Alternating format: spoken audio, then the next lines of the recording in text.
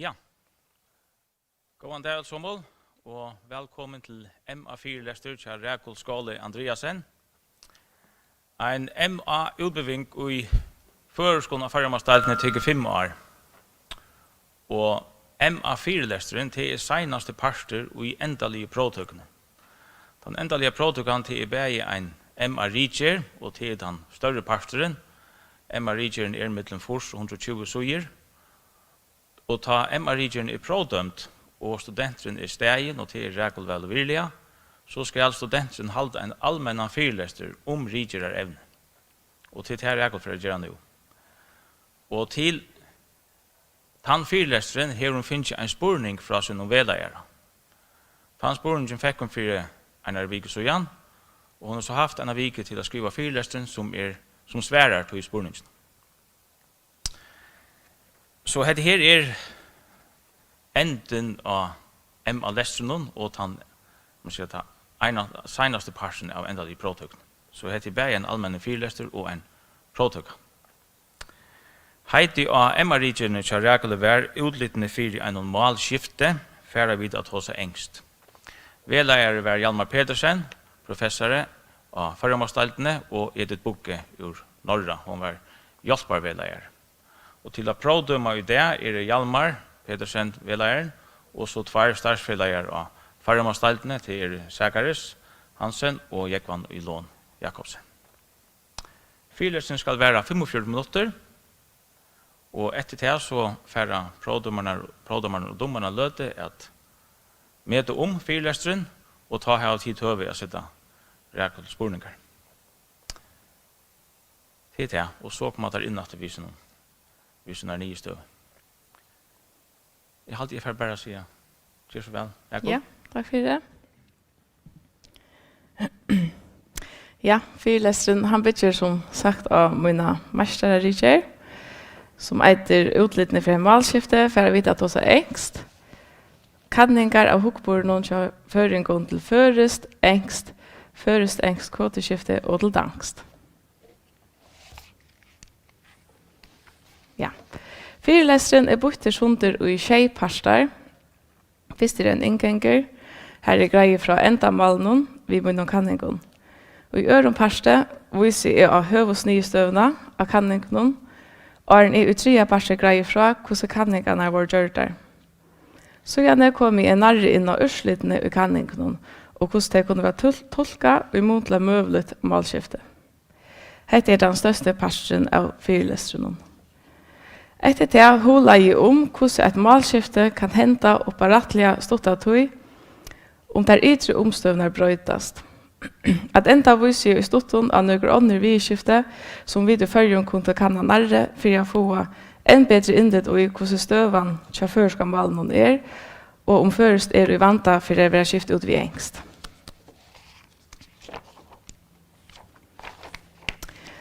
Enda malet ved kanningen var at utvida servitan som kunne gjøre avbendingar om føringar i framtiden for å holde avfram ved at oss har førest, eller om førest ena for vi skiftet ut vid engst. Kvann måtslige ved færre vid i førjon, og for skal malet iveliva. Hesa spurningarna har vi huksa om, så gjerne jeg les om malskifte i Hetland i sinne, ta hetlandigar skifte fra at hos har norn til at hos har skotst. Førest en så hetlandska norn var et lytemal i heimshøpe som lotfanslige fagfolk tåsa. Spurningarna om hvor støvan til føreskån og om det fra iveliva det alltid vidkommande. Og ta vær og i munne vogn om å komme nærre en og svære til hver utlittende for førest at jeg får undre å kanna hukkboren til ungkom føringen til malene førest, dangst, engst og førest engst kodeskifte. Førest engst kodeskifte til at malnøydaren skifter i middelen at hos førest og engst, og så med samrøve. Dette venter jeg etter til om han lødde. Ta jeg sier unge føringar, så merker jeg i munnen kanningen i høvesheiten til 16 til 29 år gamle. Noen helt få som lottok i kanningen var eldre enn 29 år. Men middelalderen av øtlundheim lottakende var 21,6 år. Årsaken til at jeg valgte å kanna hukkbord til mål, tog at hilde verer at målbrøytingar kunne være stortar av hukkbornen til folket. Altså, at det som folk halda om mål, og de virene som de knyter at imiske målet, hever en avverskan av målet, og hvordan målet brøytest, eller fyrre vera. For jeg tror vi var etter det som jeg kan eie, så var det særlig tror vi i skiftet. For det første kan eie hva føringar halt om til at føringar tås av fører sammen. For det neste hva føringar halt om til at føringar tås av sammen av enskon. Og for det tredje hva det halt om til at føringar skifter i middelen at tås av førest og engst, så innan middelen. Det at det nøyt av førest engst kodeskifte. En vanlig skilmarsking av hva førest engst kodeskifte at en målnyttere skifter i middelen at tås av førest og engst, her de føreske årene vil ha frambåren vi føreskare uttale og etter føreske målreglene, og de enske årene vil ha frambåren vi enskare uttale og etter enske målreglene. Et døme om først engelsk kodeskifte setningen faktisk ikke helt sikker, ikke ordentlig in the loop. Her in the loop vil frambåren vi enskare uttale og etter enske målreglene, men resten vil frambåren vi føreskare uttale og etter føreske målreglene. Ensk lånord hører at du ikke underbrikte først engelsk kodeskifte. Du tar talan om lånord ved at det frambåren vi føreskare uttale og få vanliga føreskare bending og kyn. Det vil si at det ganger til føreske målreglene. Døme om ensk lånord løsningar året cool, som i setningen noen teir cooler. Cool vil her bent i samsvære vid teir, og her vi tog flertalsbendingar endingene og kaltkynne i cooler. Først engelsk kodeskifte tog ikke til å nøyta engelsk lånord i sånne utsagnen, men til å skifte i middelmålene først og engst, og i ene og samme samrøve. Så kan man spørre om det trutja støvene som i høvesheten kanne, bæra på om et avvis målskifte til lengst. Til å føringar samskifte av føreskon leier sjølvand ikke til en målskifte. Men til at bøtt og ung og langere samrøven og enskon, samskifte av langere samrøven og enskon, det kan leie til at føres møvelig einafor ved skifte ut ved engst. Omføringar samskifte, et skifte iver og langere samskifte av enskon, kan det bæra på om at føres vil mett som et åhøskende samskiftesmål innan avvis øke eller om avvis evne. Og ved før skal målet såleis stigmatisere og mette være lutesverst, så mulig ikke for at vi einafor i fremtiden enda vi skiftet det ut ved engst. Hin tredje støven til at føringar skifta i midtelen til oss førest og engst i sånne samskifte, ber helst ikke på om et målskifte. Men om det før skal enska kodeskifte helter av fram via veksa, vi veve, i vi lenka tog, kan det ta bent et målskifte.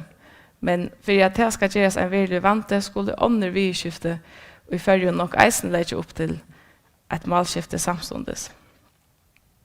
Derfor skal enska kodeskifte helst bare et tekjen om at vi i følge høyre nekv engst, og da at det er så mye vel, at vi stund til å komme først i tankar om år og setningar av enskon, tar vi tåsa. Av tog at vi da så mye vel engst, kunne vi eisne nøyta til som et stilistisk tre, til dømest om vi ikke er jo stortlig, avhåvert eller annet. Enn det særlig mittelen føreskar ungdommer at førest engst kodeskifte vil nøyt. Og dette ikke løye, det eisen teg som har vært fyrir til største avvirskene av enskon. A skifta i middelmål som en doer skjera vel pura vanligt ærastan i eisene, og fører til vanlige ikke til at skift vil fullkomlig at litt male.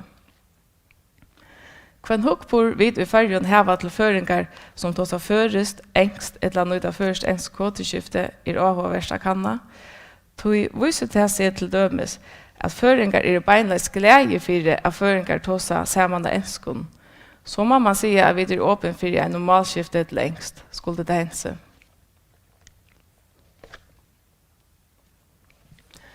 At trætheimon trimon høvusevnen som jeg kan eie, så valgte jeg eisne å kanna hukkbor til dangst av sinter. Årsøkjen til å kanna dangst var for å kunne gjøre samanberinger av føreskon, enskon og donskon, for å vite om man kunne sette målene opp i en stiskipan etter hva mål var høgst i midten. Eisne dangst avhåverst og i munnen til det føresko målsøvene. Her føres og dangst har vært nekk i sambandet ved hvert annet. Vi kunne si at føreska danska målamåte har vært og størst. Samtidig det brøtt månande, særlig vi alle de nødvendige tøknene som kommet inn i ødelføresk heim, og målamåte vi engst som en avlæring av hæsson til eisene rettelig størst i det. Og verst tog jeg vite hva plass engst hever til ungdomføringen i det, i mål førest og i mål angst. Hver var så høvest nye støvan av kanningen? Urslittene av munnen kanningen kunne være tolket som at vi i førjen for å halte av fram ved oss av førest, hovast at engst for å være en større parster av loven til føringen. Vi for å ha førest som okra målmål, men for å høre til at doa og nøyta begge angst og engst i fremtiden. Det ser så stått ut til at vi får fra å være føreskjert dansker tvøymeldinger til at være føreskjert dansker enskjer flermeldinger.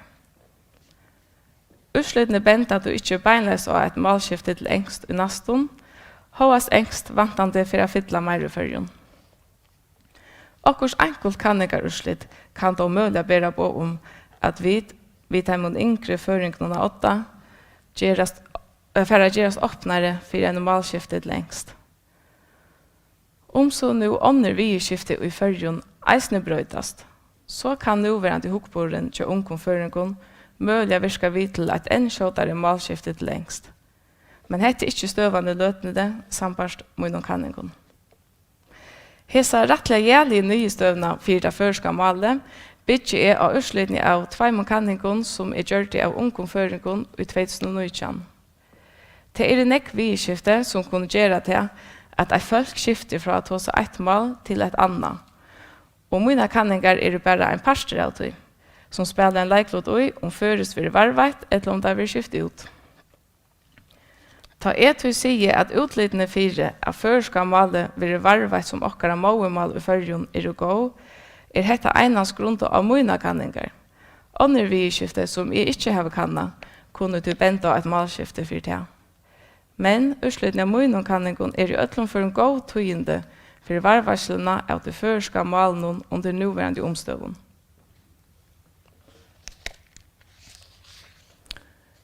Så jeg kommet til hvordan jeg gjør det kanningene. Jeg gjør det som sagt tverkanninger. Boar våre kvantitativer, som merker at det blir til å gjøre utrykninger og vise av utslitt som omboer nekkfolk. Kanningene kunne til vise av nøkker tøl og nøkker hukkborer som heimeldafølsene heva, men kanningene svære ikke så vel hvor heimeldafølsene svære som det svære. Det har en kvalitativ kanning kanskje kunne hjelpe til vi. Men vegna plass og tøyertråd får jeg ikke gjort det. Fikk ikke gjort det. Og i de fyrre kanningene kan jeg åpenleis hukkboren til ungdomføringen til mål.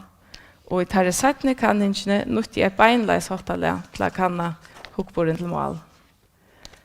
Åren kommet nærmere inn av hottalene, for jeg begynner vi å si noen få år om hotaget hukkborer. Og i sommerføren har folk tvær imiskar hukkborer til ekkførst. Her den ene hukkboren tilvidaver, men hin åtilvidaver. Den tilvida i hukkboren han, som folk sier seg hava ta det vera spurt beinleis om han.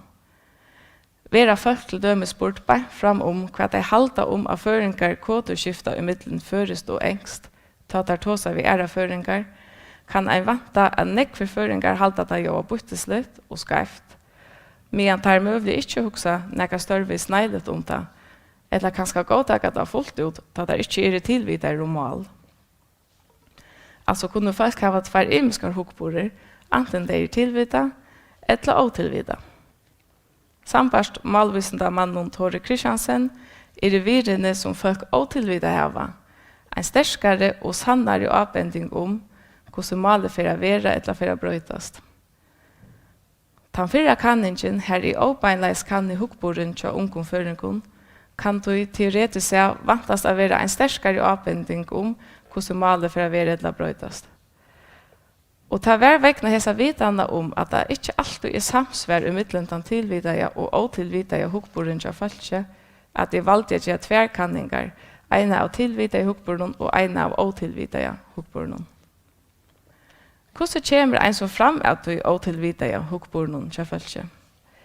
Det som valgte å gjøre var en grøymekanning, det som av enskon eiter matched-guys-teknikk. Grøymekanning som hotallet var ment i 1903 av Lambert og Øron.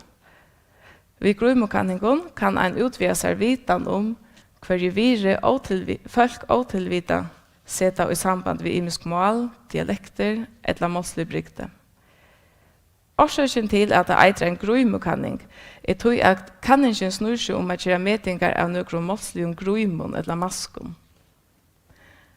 Min grøymekanning var sett således sammen at det var trutjar imiska grøymer som nekre næmingar av glæse skulle mete om.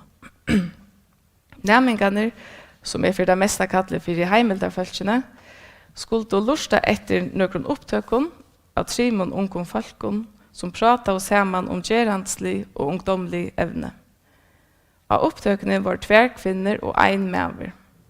De var alle 3 19 til 20 år gammel. At de ene opptøkene tåsa og de sammen av føreskon. At de neste opptøkene tåsa og de sammen av enskon, utan neka førest og iblant. Og at de 3 opptøkene kåteskiftet de i mittelen førest og engst. Grøymekanningen var så sett sammen av 3 grøymon, einar i føreskare, einar i enskare og einar i føreskon enskon kåteskiftet. Tekstene som oppleserne lås seg opp, var alle akkurat lykka, vi tog munnen at ein var av føreskon, ein av enskon og ein her skift var i middelen førest og engst. Åren spalt i opptøkene av, sier i heimeldarfolkene at de får høre en av opptøkene av 3 ungom folkene som såte og prata og sammen og gjennomføringer det. Heimeldarfolkene finner så et papir, vi 13 lintes etkjennon eller egenleikon som folkene heva, og som de skulle meta mannfolka opplesaren utfra. Heretter vil han bare områder som opplesaren. De skulle altså bare meta om den ene opplesaren som var mannfolk. Her så jeg tid lintes etkjennene som heimeldarfolkene skulle meta opplesaren utfra. De skulle sige hvordan nærmann, avlytande, tøtningamiklan, avhåverdan, kjølsikran, velutbunan, domligan, sterskan, ruikan, tiltalande, malrattajan, ærlian og modernajan til hilde han joa. Opptøkan var spalt 2 fyrer. 4 fyr skulle de heimeldarfølsene bæra lusta, og 17 fyrene skulle de meta om opplesaren ut fra 13 lindes etkjennon medan de lusta av. Det tok 1 minutt og 20 sekund av lusta etter opptøkene i ena fyrir jøknen.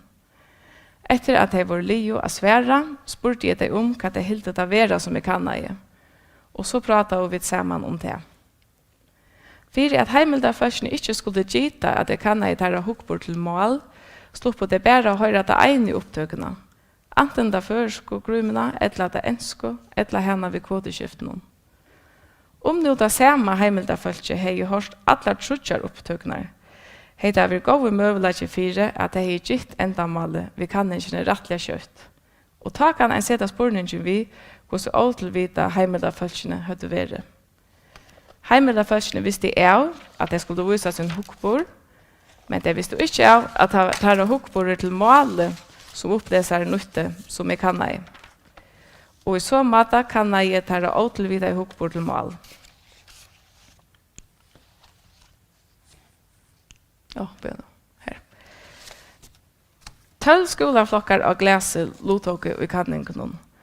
Tilsammans var det 146 næmingar. 4 flokkar hørte opptøkene vid de føreskogrummene, 4 flokkar hørte de enskogrummene, og 4 grummene vid føreska enska kodeskiften. Flokkene kunne være setter såleis opp som de sutja her. Hver oppdøka var så statt mett av 4 imiskon flokkon, som var valgte således ut at det var 2 flokkar med nærmingon som tok en yrkesretta i uppbygging. Her den ene flokkeren var mansdomineraver og hin kvinnedomineraver, og 2 flokkar som tok en boklig utbygging. Her den ene tok en gymnasiale utbygging og hin en hakri utbygging. Og henta hatt kunne jeg samanbæra urslittene tja taimon som metti ta førske grumina, ta enske grumina og ta førske enske kodeskiftes-grumina. Og vi heimilda folkene innan så nekv imisk fag, ombor kanningen eisne rymlig vel ung i fyrjon som heilt. Den setna kanningen her kanna i tilvita i hokboren tja heimilda folkene, var somleis gjørt vi enn sporna bleie. Heimilda folkene var her middel anna spurt hva de halda av føringar av og av nøyta ensk år, etla setningar ta der tåsa førest, hva de hadde hilt til at bøtnene tja taimon for at doa betra tåsa engst enn førest, og hva de hadde hilt til at bøtnene tja taimon ikkje for at doa angst. Det var i alt 5 spurningar til tilvita ja hokboren tja heimilda folkene.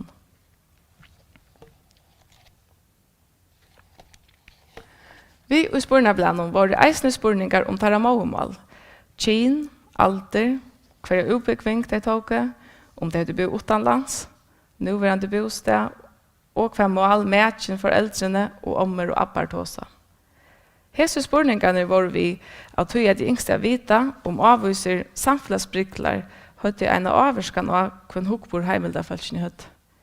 Såleis gjørtes kanningen tja mer eisne samfunnsmålvisindali, at tog samfunnet var knytt at male. Samfunnsbriklane var einast nyttig saman vi urslitene av grumekanningene. Så det urslitene av grumekanningene. Men først var jeg stått å greie at sinte fra de tekniske partene av kanningene som hever vi utrokninger å gjøre. Ta en gjer tullugar kanningar det avhåverst å vite urslitene kunne omboa ung folk i mial og det kanna i alderen.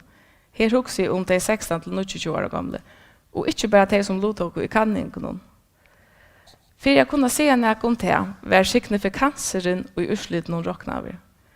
Vi signifikans rundt ber til å si hver sannløsjentene i 4 at det funnet måneder ikke bare på de som lottok i kanningene, men atlan aldersbølgen i følgen.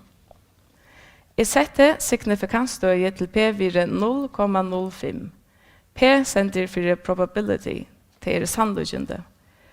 Hetta merker at da P4 lagre enn 0,05, det mer enn 55% mulig 4 at det funnet måneder kunne generaliseres la ombord alle føringer og det kan i alderen og i mial. Ligger P4 mellom 0,05 og 0,10 kan tala være en avbending eller en tendens. Alt hakre enn 0,10 vil råkna som ikke signifikant. Det at vi ikke kunne aktivise at minst i ursliten ikke til vildaligt og tog enas ombord til i kanningene. Hvem hokbor høtte så heimilda falskene til der trutja grumene? Men eka måneder og hva det hilt oppleseren ta han tog seg førest, eller engst, eller ta han kodeskifte.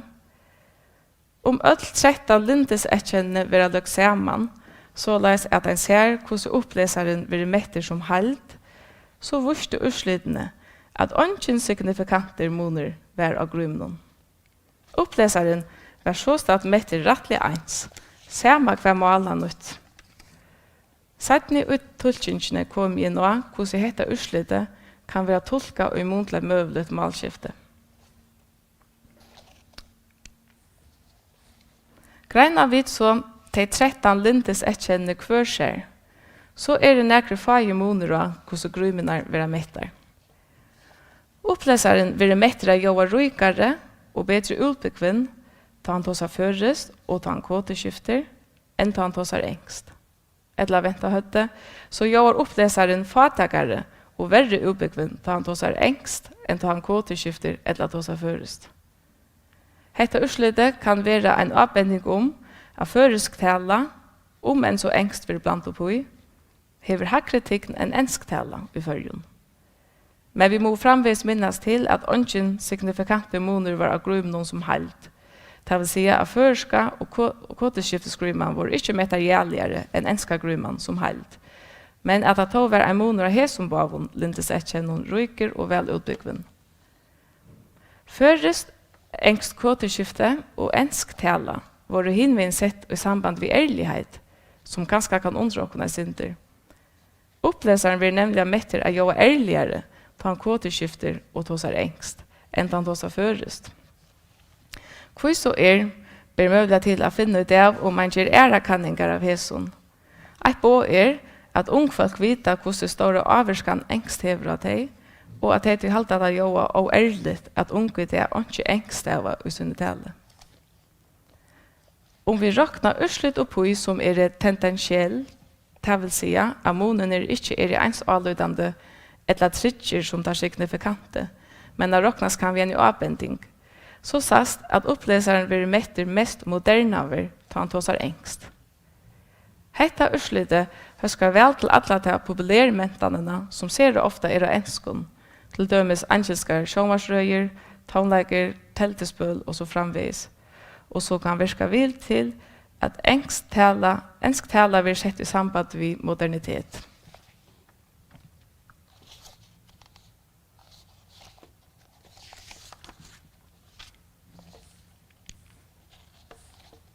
Samfellagsbryglaner. Tjej imiskir samfellagsbryglar var som sagt vi i kanningene. Av hesson bryglen var det særlig aldersbryglen som gav noen avhåvert urslit og i samband med et møvlet malskifte. Hinne bryglaner vurste foar og i flere føren ånga måneder av hvordan folk mette grumene. Men aldersbryglen vurste som sagt noen avhåvert urslit.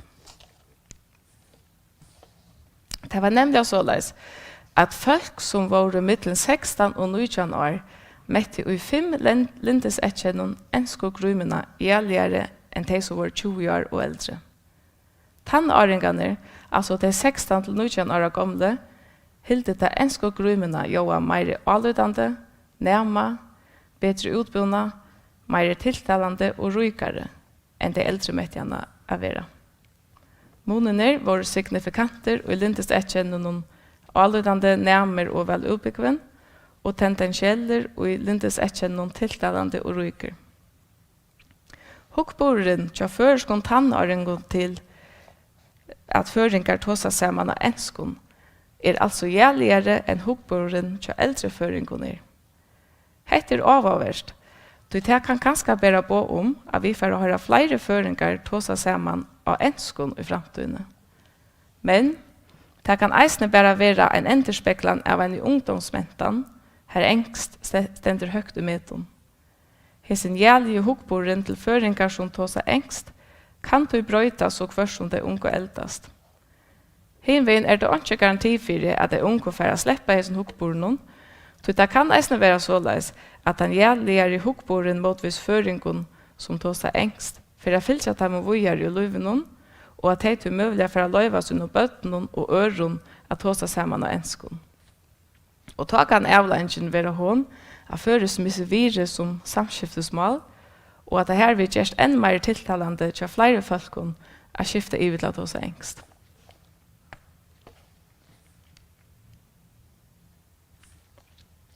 Så vi kommet til de 17 kanningene, som var av tilvita i hukkboren til heimelderfolkene. Her var det prosenttøl nytt heldur enn signifikansutrokningar. Hukkborspurningene til føres, dangst og engst var mest gjort for å kunne sammenbære hva status målene heva i førjen i det. Men av tog at de ikke har kannet dangst nere i dybdena, til dømes var dangst ikke parster av grumokanningene, det vel møvlig at støven neka ørvise enn urslitene til mervisa. Hetta skal du være tidlig som en avbending, og ikke som et endelig svær hva status de tror malene i førjen heva. Heromfram kan en vi hesare kanningene av tilvita i hukkboren gjøre sammanberinger vi åtilvita i hukkboren som grumokanningen vurste. Førest og engst. Urslitene vurste og høveseiton til at han tilvita og han åtilvita i hukkboren samsværa og ikke helt. spurt bare fram om tar hukkbor til føringar som nytter engst i sin samskifte vi æra føringar. Viste det seg at tess meire engst slappa fytla, tess verre dom til heimilda folk noen til. Tess hagre den reie stappen tess flere folk det til som heva ein beinleis neilian hukkbor til spurningen. Ta heimilda folkene var spurt beint fram om hva de høyde hildi om til, at føringar kvoteskifta i middelen førest og engst i sinne samskifte, var å tarra svær neiligere enn tarra åbeinleis meting av førskon enskon kvoteskifte vær i grumekanningene. Og spurt om hva de høyde hildi om til, at herra bøten for at doa betre at hos engst enn førest, var det enn neiligere motvis hesson tankene. Og ta det var spurt om hva det hadde hildi om til at herra bøten alls ikke for at hos førest, men einans engst, var heimilda følgene oppat neiligere. Mest som ødsværa var at det hadde hildi det var kjegeligt eller sera kjegeligt. Vi hesar i sørste støvene, her bøtnen einans for at hos engst og ikke førest, førest var skift ut vi engst, og det ikke heimilda følgene tøylig ikke. Utslitene av tilvita og hukkborskanningene viser altså at ungdomføringen damer ikke tanken om at engst for å være til målet som for å fylle meire enn førest i fremtiden, og at man alls ikke damer tanken om at føringer for å ta seg engst så innan middelen, heller enn førest.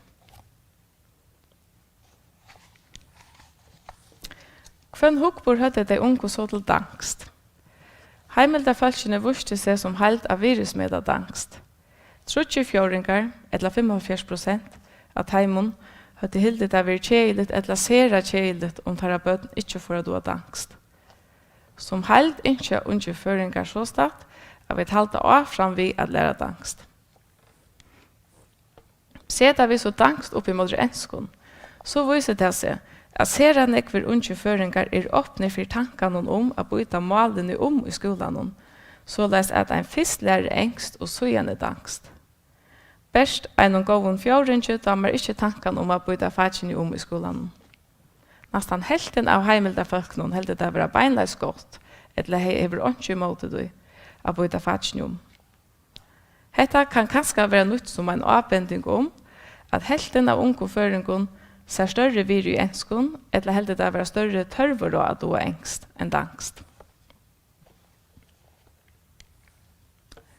Vi har som utslitet noen fra spurningen om å halde av fram ved å lære dangst, men kanskje byta fatjene om i skolan, kan en teka sammen om og sige at unge føringar framveges så ikke størst virre i å doa dangst, men at engst så med leis over stor antydning, og at det møvelig hever et vet hakritikken enn dangst.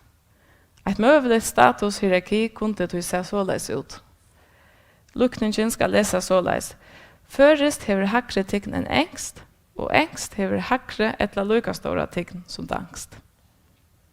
Hentan oppsettanen bytjer av tilvita av hukkboren til heimilda folkene til malene, og skal einast være nytt som en avbending om hva status først dangst og engst heva til ungdomføringen i det.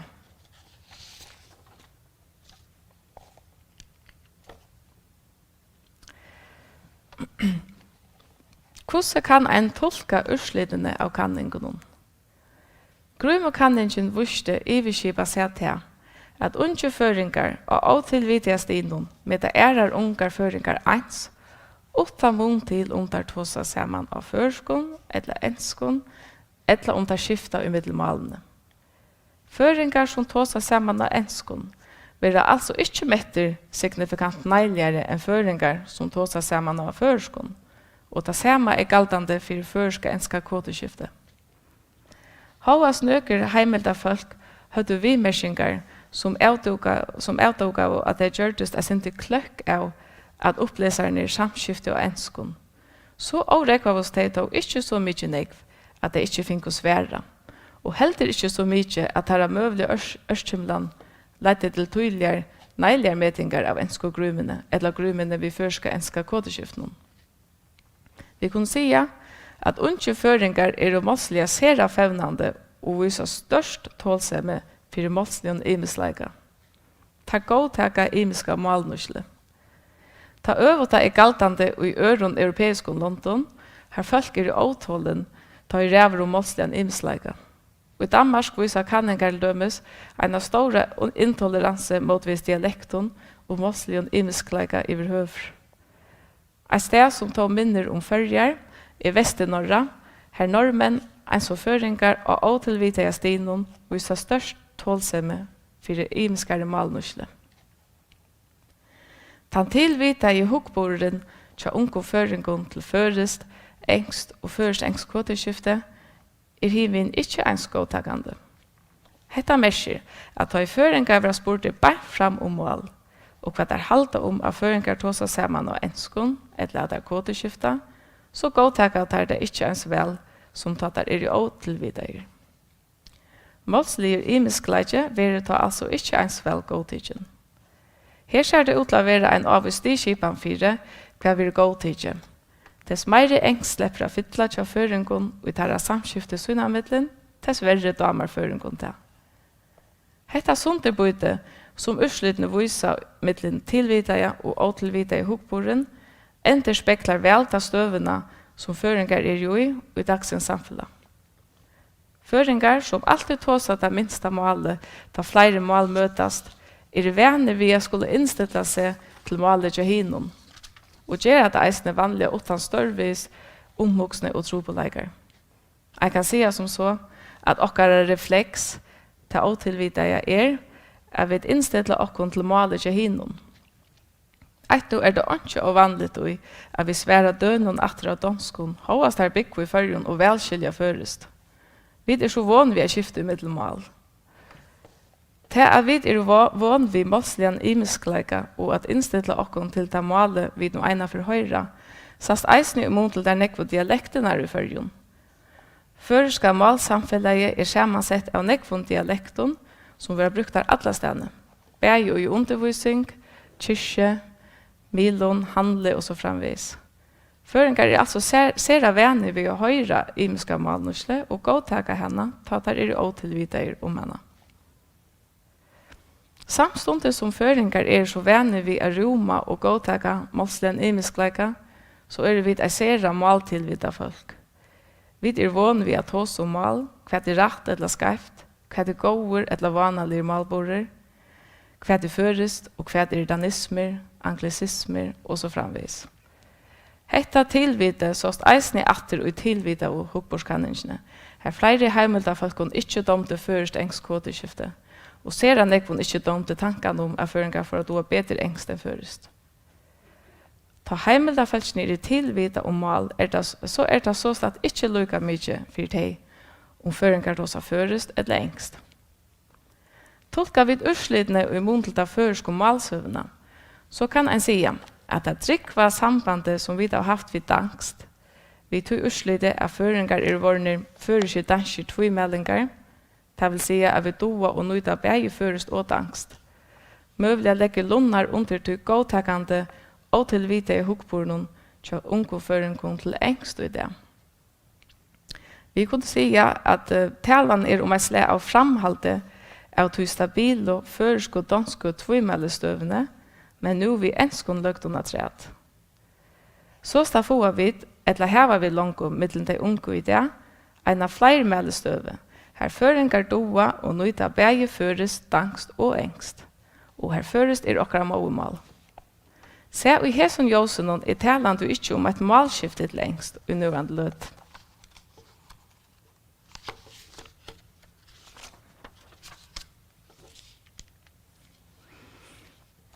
Ta i ræver om målskifte det til at ha flere vieskifte enn hukborer som heva en leiklot ui og målet vil varveit eller om det vil skift ut.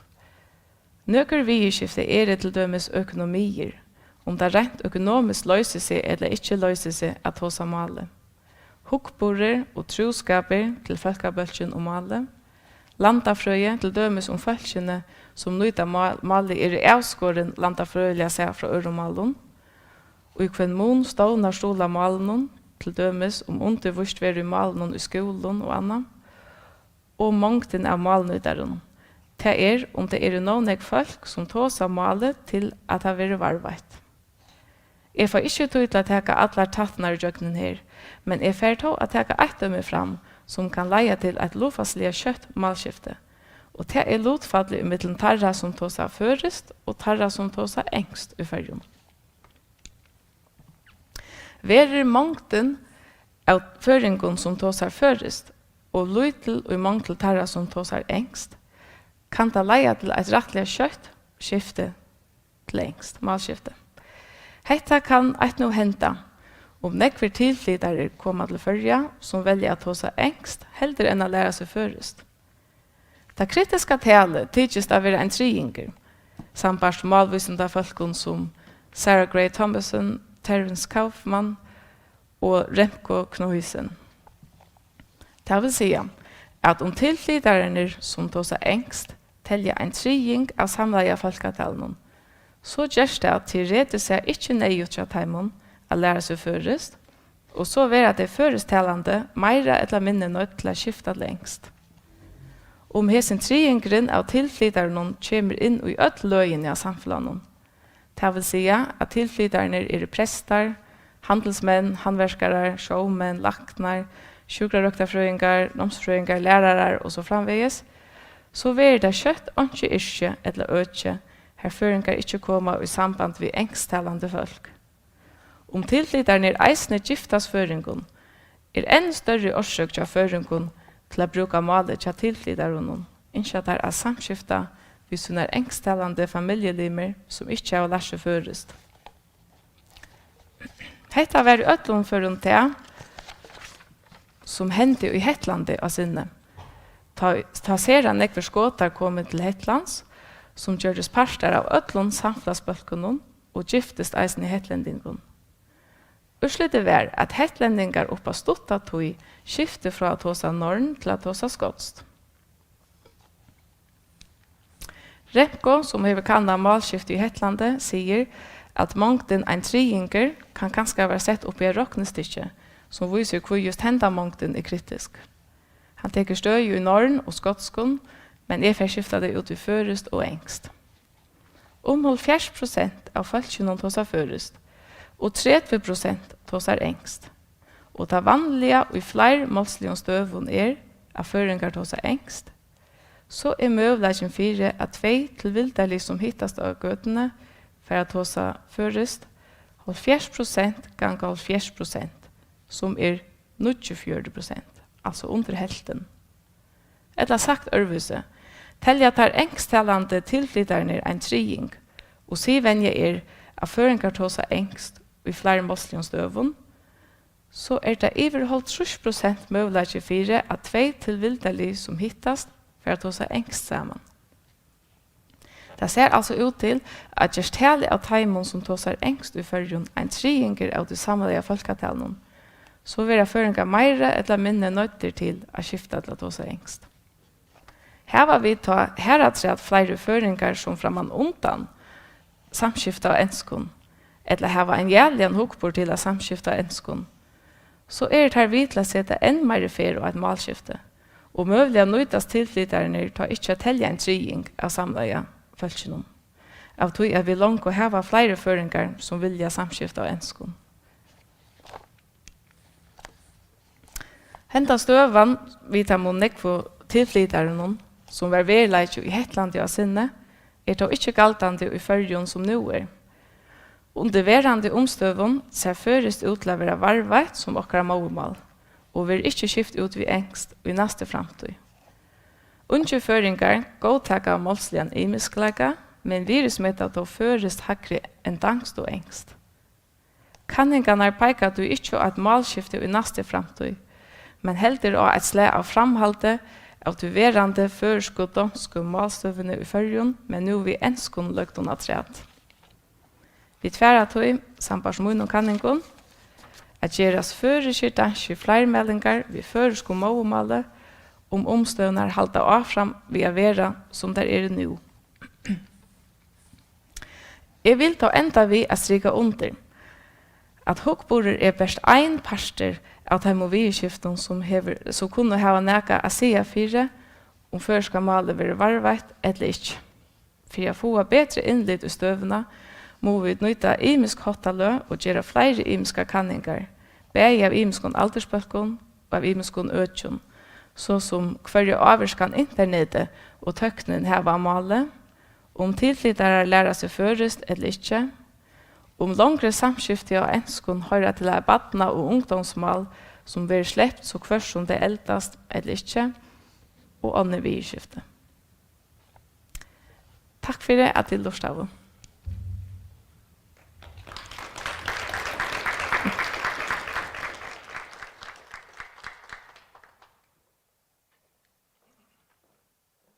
Ja, takk for det, Rekol. Nu får prådommerne ut med de fyrlesteren, og tid for å vi å sette Rekols spurningar. Prådommerne kommer etter om 25 minutter. Spurningar. Jeg har noen mikrofoner, men de slipper ikke at halvt igjen. Det bare... Ja, Mellan.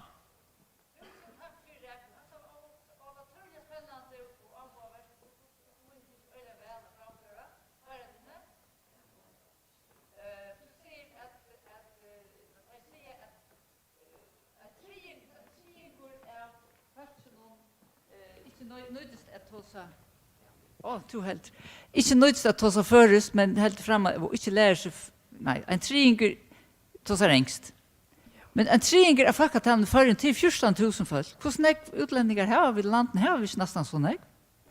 Det er godt for at jeg var nekvar, men støvende tann at råkner vi at nekvar lærer seg først, og at flere kanskje er daner og ja, norrländigar.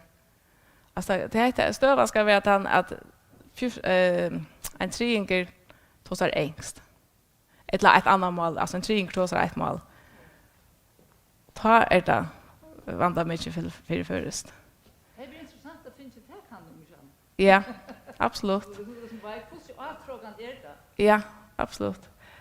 Och tog är det en öl atrågande vi att det här var undervisning i förskolan och ganska kräver att det lära sig först. Det är helt det var gott. Ja.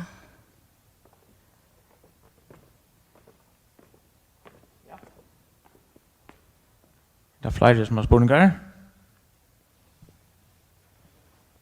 Jeg kan kanskje spørre til flokkene ute av glasset som du kan du etter hver er breit der var jo, ja? Var det amalbreit eller taknebreit eller heter det representativt eller? Ja, alltså tar jag säger här att några flockar var mansdominerade och några kvinnor.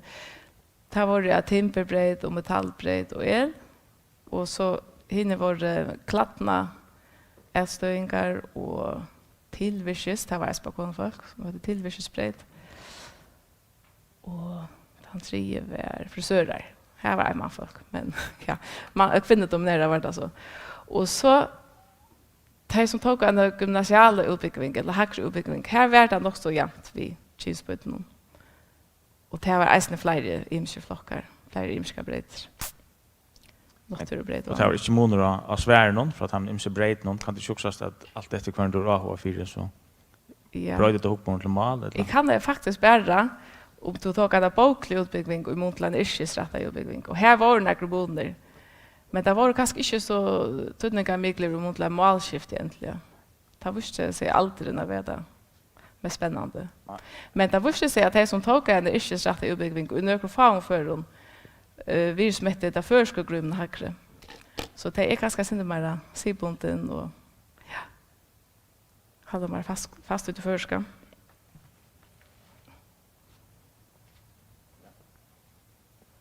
Det andra som har hur att vi märker och kurs eller. Ja.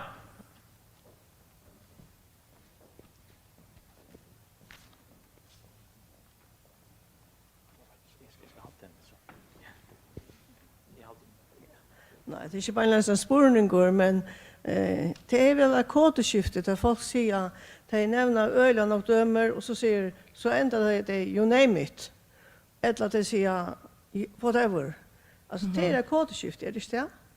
Om du är det så det ringt faktiskt att skilja mittlen vad det är kodeskifte och vad det är lånor. alltså här som man tydliga ser att det är vissa lånordne få bändingar, men i omkring är det faktiskt neutralt. Så vi sagt det samma enskon som du har sagt av förskon. Hon är cool, she is cool. Det är cool här varst du faktiskt inte om det är ett lånord, men vi må alltså som tog en gång så kommer fler lånord in i målet. Och så kan man gita sig till, jag hade är blivit, eller säga, jag hade är blivit ett lånord nu. Och tatt jag whatever, alltså, jag vet inte, jag vill nästan sagt att vi har blivit ett lånord. Och you name it, det är nog att kanske ett kodskifte än, det råkar ni faktiskt vi. Ja, det vill jag sagt. Skifte till ängst. Men ja, alltså kodskiftet det är bara alltså fri tala, men kodskiftet kan även vara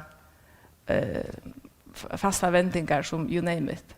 Vi tar även ett angstkodskifte, sicken en lättelse och sånt. Ja, då gladdes det och sånt. Det är faktiskt kodskifte, men ja, det är bara fasta åringar. Och det kan jag inte sälja nek bonden tog, men det tycker som att ängstkodskifte för att det är för att du danska tog att vi tar mer fria tale än och danska kodskifte eller kodskifte i angst. Här är det nek mer fasta vändningar än i enskon. Mitt det unkujalt för en. Ja. Att mig också om det var om du kanske nämnde Leslie, men är det månader allt efter vad tåsar vi om och han uppläsaren du hej vad var evne i uppläsningen och det kan kanske avska.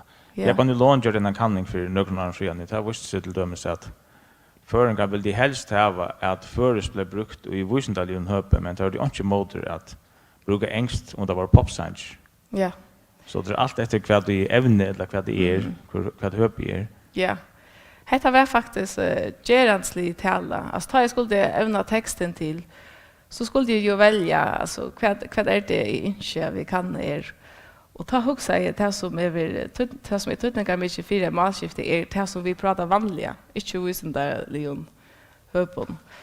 Och tog valde jag en text som var öliga vanlig, det tog av om onkel som jag finns en och i bo och det var flott och så fick jag en kaffemun och så om kaffemunnen. Ja, så det avspeglar och kodskiftet som var brukt i det enska i texten om det var teacher ur verlion dömon som folk verliga brukar verliga brukar det. Så det var så tatt på verliga tale som görligt. Ja. Ja.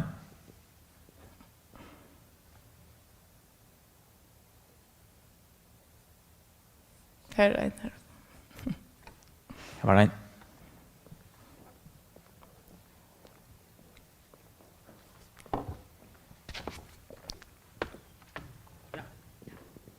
Tack för det.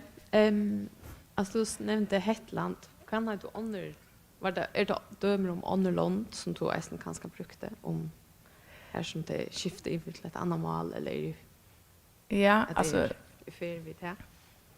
Jag kan inte, eller jag brukte bara Hetland som dömer till det minne ganska syndrom vi går snäck vid det. Det går så lyda maljer. Men jag vet att det är en rikvar om malen. Alltså mal värda det vera skifta ut och det dotcha det är en verläge. Till dömes Wales och Wales har det jag bär ju Wales och Irland det här det struts alltså harstru i för arbete där mal och det är näck fler malbrukare. Eisne gallest och Anna. Här det brukar nekva pengar på och röjna och utan alve att få föräldrarna att jag ser att lära bötterna så ett mål. Ja.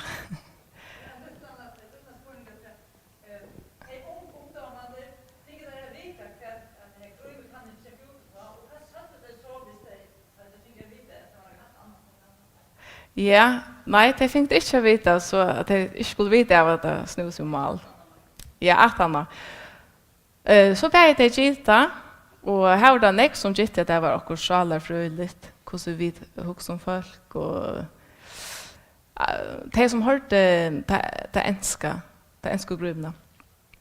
Det är ju gita jag så som hur vi godtaka utlänningar, folk som tar sig engst. Och som hur det är vara med över. Och som är gita jag att snus ju mål, men det var öliga, alltså jag hade varit bara 2 lossor som gitte ta rätta, och det var att hur vi fäta folk ut från malen. Så i vi skipa sig så hade det ut som att det är nice att det inte gitte, att det inte hade varit tillvida om mål äntligen. Ja.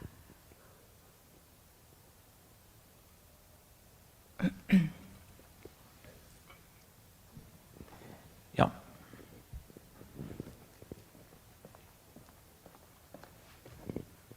Ja, jeg har ikke at jeg har noen spørning på annerledes, men jeg har jo at jeg var akkurat fjellmilen, utvarp i sjønvarp og bløv noen etter her klapp. Vi har arbeidet og menn av malkjåken. Til jeg brøyte munner tog. Jeg er fortsatt gammel, så jeg vet jeg syndrom til. Og det var krefter som tog i ymsa veier da jeg var bad. Jeg kan nevne døme. Jeg hørte 2 menn. Der skulle de uttrykke akkurat det samme etter våre 2 predikomenn.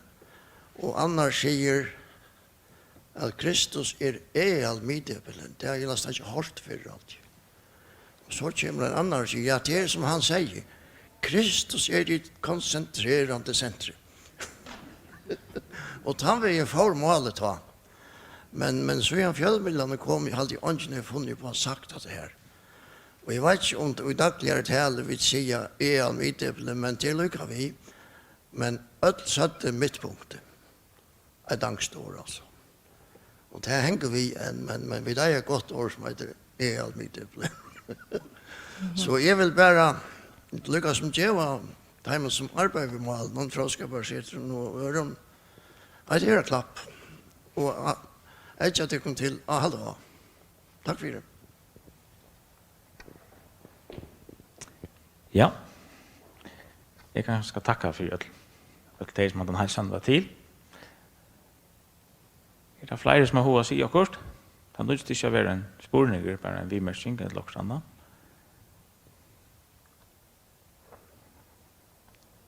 Det är också att ja, det är vi kvoteskiften. Man kan kanske bli sån där benchen och nu blir det att ta sig extra och lägga upp ju. Men då är det också gott att huxa att det vanliga inte är något som leder till en målskifte på en vis. Men att levande mål det brötas alla tog. Och det som vi höra alla tog till det som kommer ut efter. Och ja, det är nog så gott att minnas till att det kan vara, hvis man säger att det växer, blir vi att växa, så kan det vara till om vid det färgskifte över. Men det här skiftar i medelmål till pura vanligt. Det är eisne i India, till nekvkotskiftet längst. Och danskar blir eisne gärna nu, till nu att det blir i för massiva överskande av en skon i muntelfyr. Så tar jag det eisne nekv. Och i allt det är absolut gott att vi håller fast vid förskolan, inte här i det. Det är ordentligt gott att vi arbetar för akkurat målet till vi är så få. Men det är gott att minnas till att målet är bröjtast att det är konstanta vid målet det är att det bröjtast. Visst är det levande. Ja.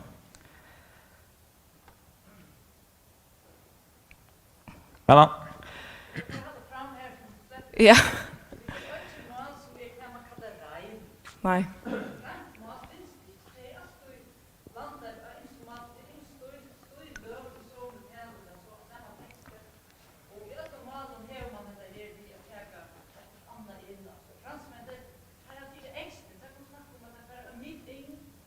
Ja.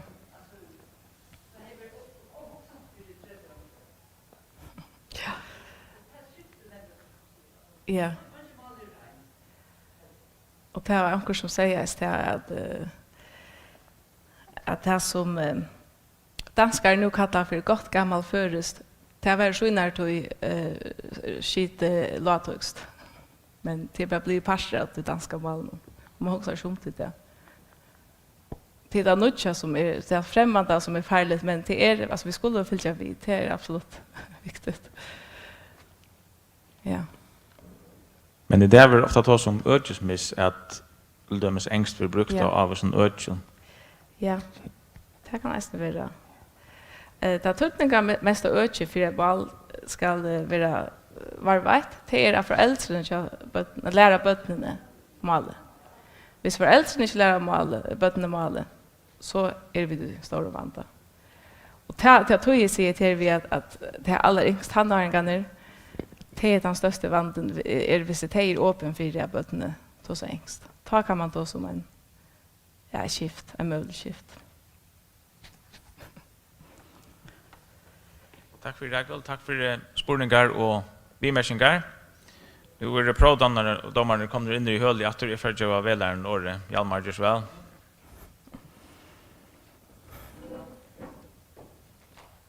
Ja, tack för en kärlek och fyrlöster. Och som jag säger, vet du, nu måste ända vi man ner och ta gjort då. Det var flott. Det var en god fyrlöster, han var väl kipauer. Och heitene de blev så väl förklarade så kvart det kom fram. Det var gott att du så väntade där eisen till folk och förklarade till dömes kvart signifikanser kvart kodeskifte var. Och du brukte där rätta definitioner till dömes eisen på kodeskifte och visar till hur så väl du så behärskar det här tingene.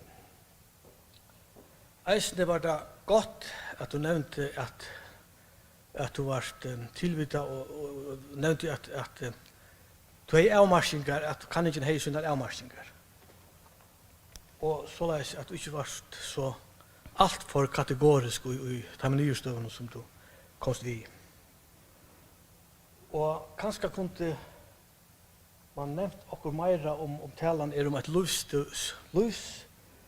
livsskais fyrirbrygte. Nytt år som vi har gjort på henne.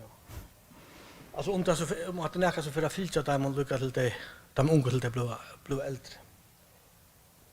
Men som sagt så är det en stark ord och avvärd fyrläster, välbåren fram och ja, nu är det förra mastalden så det var alltså en äckliga gåvan malbona så. Jag säger en för tack för det och hjärtligt att locka vi prön.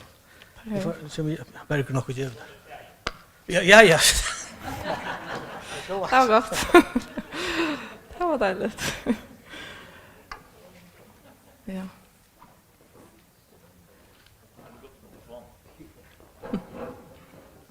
Ja, jag vet inte. Ja, så bara stått lite efter. Jag vet inte, jag hade inte kan ta i handen där, men jag kan också rätta där också. Ja. Så det är gott, hjärtligt att lucka. Ja, tack för det. Tack. Och applåd till chefen. Ja, tack för det. Tack för det. Och tack för att du lustade.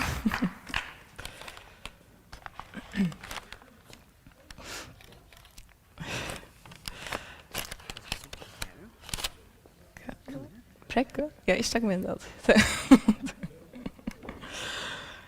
Ja, tack.